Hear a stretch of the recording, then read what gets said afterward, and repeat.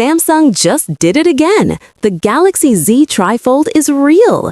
3 screens, 2 hinges, and one wild idea, turning your phone into a full-blown tablet. What's it like? How much will it cost? And is it actually worth it for US buyers? Let's break it down. This thing folds twice, from a regular phone to a mini tablet, and then into a full tablet. The build feels premium, the hinges are smoother than ever, and Samsung says durability's been improved.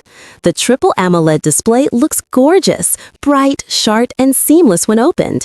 It's perfect for binge watching, gaming, or multitasking with 3 apps side by side. But yeah, it's still bulky. Under the hood, it's rocking the latest Snapdragon chip, up to 16 gigabytes RAM and crazy fast 5G. US models should work on all major carriers, Verizon, AT&T, and T-Mobile. Battery life? Samsung split it into multiple cells to handle all 3 screens, but real-world tests will tell if it can last a full day. Expect wireless charging, S Pen support, and the best of Samsung software tricks for multitasking.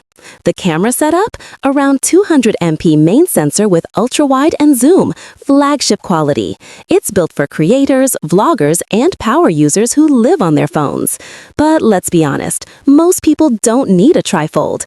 It's for those who want laptop-level productivity in their pocket, or who just want to own the most futuristic phone around. The rumored price is about $3,000 USD, which is insane, but this is bleeding-edge tech. If Samsung nails the durability and carrier deals in the US, it could redefine what a foldable can be.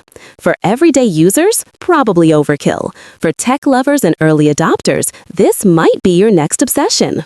So, would you drop $3,000 on a trifold phone? Let me know in the comments. Hit that like button and don't forget to subscribe for more quick tech breakdowns. See you next time!